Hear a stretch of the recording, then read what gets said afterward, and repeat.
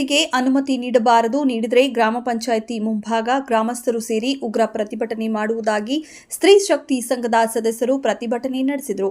ಬೇಲೂರು ತಾಲೂಕಿನ ಇಬ್ಬಡು ಗ್ರಾಮ ಪಂಚಾಯಿತಿ ವ್ಯಾಪ್ತಿಯಲ್ಲಿ 2 ಮದ್ಯದಂಗಡಿ ಇದ್ದು ಪ್ರತಿನಿತ್ಯ ಕುಡಿದು ಮನೆಯಲ್ಲಿ ಗಲಾಟೆ ಮಾಡುವ ಜೊತೆಗೆ ನಾವು ಮಾನಸಿಕವಾಗಿ ನೊಂದು ಹೋಗಿದ್ದೇವೆ. ಈ ಗ್ರಾಮದಲ್ಲಿರುವ ಎಲ್ಲ 200 ಕುಟುಂಬಗಳಲ್ಲಿ ಸುಮಾರು 150ಕ್ಕೂ ಹೆಚ್ಚು ಕುಟುಂಬಗಳು ಕೂಲಿ ಮಾಡಿಕೊಂಡು ಜೀವನ ಸಾಗಿಸುತ್ತಿದ್ದೇವೆ.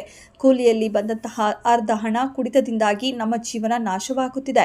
ಆದರೂ ಸಹ ಮತ್ತೊಂದು ಬಾರ್ ತೆರೆಯಲು ಈಗಾಗಲೇ ಹುನ್ನಾರ ನಡೆಯುತ್ತಿದೆ. ತಂಡೇಕೆರೆ ಹಾಗೂ ಮುಖ್ಯ ರಸ್ತೆಯಲ್ಲಿ ಶಾಲೆ ಹಾಗೂ ಜನವಸತಿ ಪ್ರವೇಶ ಹೀಗಿದ್ದಿರುವಾಗ ಇಲ್ಲಿಯೇ ಮದ್ಯದಂಗಡಿ ತೆರೆಯಲು ಅನುಮತಿ ಪಡೆಯಲು ಗ್ರಾಮ ಪಂಚಾಯಿತಿಗೆ ಅರ್ಜಿ ಸಲ್ಲಿಸಿದ್ದಾರೆ.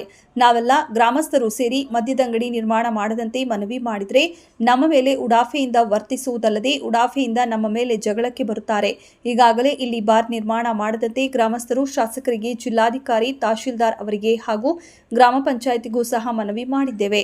ಕೂಡಲೇ ಇಲ್ಲಿ ಯಾವುದೇ ಅನುಮತಿ ನೀಡಬಾರದು. ಪ್ರತಿನಿತ್ಯ ಗಲಾಟೆ ಮಾಡಿಕೊಂಡು ಸಾಯುವ ಬದಲು ಮಕ್ಕಳ ಜೊತೆ ಬಂದು ಎಲ್ಲರೂ ಸಹ ವಿಷ ಕುಡಿದು ಸಾಯುತ್ತೇವೆ ಎಂದು ತಮ್ಮ ದುಃಖ ತೋಡಿಕೊಂಡರು.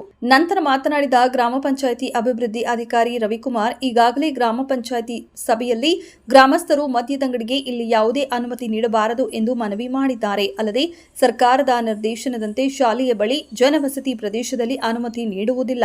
ನಮಗೆ ಗ್ರಾಮಸ್ಥರ ನೆಮ್ಮದಿ ಮುಖ್ಯ. ನಾಳೆ ತುರ್ತು ಸಭೆಯನ್ನ ಕರೆಯುವ ಮೂಲಕ ಇದರ ಬಗ್ಗೆ ಚರ್ಚಿಸಲಾಗುವುದು. ಮೇಲಾಧಿಕಾರಿಗಳ ಆದೇಶ ಏನ್ ಬರುತ್ತೆ ಅದನ್ನು ನಾವು ಪಾಲನೆ ಮಾಡುತ್ತೇವೆ. ಗ್ರಾಮಸ್ಥರು ಇಲ್ಲಿಗೆ ಬಾರ್ ಅವಕಾಶ ನೀಡಬಾರದು ಎಂದು ಮನವಿ ಮಾಡಿದ್ದು ಅದನ್ನ ಮೇಲಾಧಿಕಾರಿಗಳಿಗೆ ತಿಳಿಸಲಾಗುವುದು ಎಂದರು.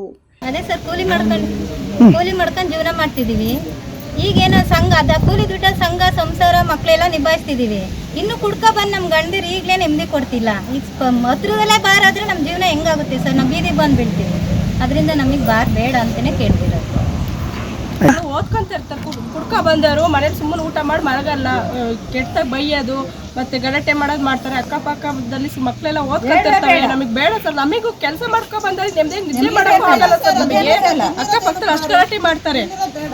ಒಬ್ಬರು ಕುಡಿಯೋದು 10 ಮನೆಯಲ್ಲಿ ತೊಂದರೆ ಆಗ್ತೈತೆ ನಮಗೆ. ಹಂಗಾಗಿ ನಮಗೆ ಇಲ್ಲಿ ಬಾರ್ ಬೇಡ. ಚೆನ್ನಾಗಿರಂಗಿಲ್ಲ, ಮಕ್ಕಳು ಚೆನ್ನಾಗಿರಂಗಿಲ್ಲ, ಯಾರು ನೆಮ್ಮದಿನೇ ಇಲ್ಲ. ಗಲಾಟೆ ಮಾಡಿದ್ರೆ ಮಕ್ಳು ಹೆಂಗ್ ಓದ್ಕೊಂತಾರೆ? ಅದು ಸ್ಕೂಲ್ ಮೇನ್ ರೋಡಲ್ಲೇ ಬಾರ್ ಮಾಡಿದ್ರೆ ಹೋಗೋ ಬರೋ ಸ್ಕೂಲ್ ಮಕ್ಕಳೇ ಇರೋದೇ ಅಲ್ಲಿ. ಈಗ ಆಲ್ರೆಡಿ ಬೇಲೂರಿಂದ ಅಗ್ರೆಗೆ 3 ಬಾರ್, ಇದು ಸೇರಿ 3 ಬಾರ್ ಆಗ್ತವೆ. 3 ಬಾರಿನ ಅವಶ್ಯಕತೆ ಇಲ್ಲ ಸರ್. ಇಲ್ಲಿ ಸಂಖ್ಯೆಯಲ್ಲಿ ಗ್ರಾಮದಲ್ಲಿ ಒಂದು ಬಾರ್ ಮತ್ತು ರೆಸ್ಟೋರೆಂಟ್ ಮಾಡಲಿಕ್ಕೆ ಒಂದು ಅರ್ಜಿ ಬಂದೈತೆ, ಅಲ್ಲಿ ಮಾಡ್ತೀವಿ ಅಂತ. ಈಗ ನಾವು ರಾಷ್ಟ್ರೀಯ ಹೆದ್ದಾರಿ, ನ್ಯಾಷನಲ್ ಹೈವೇ ಗೈಡ್ಲೈನ್ಸ್ ಏನಿದೆ ಅದ್ರ ಪ್ರಕಾರ ನಾವು ನಾಳೆ ಸಭೆನಲ್ಲಿ ಇಟ್ಟು ಅದನ್ನು ಚರ್ಚೆ ಮಾಡಿ ಮಾಡ್ತೀವಿ ಸರ್.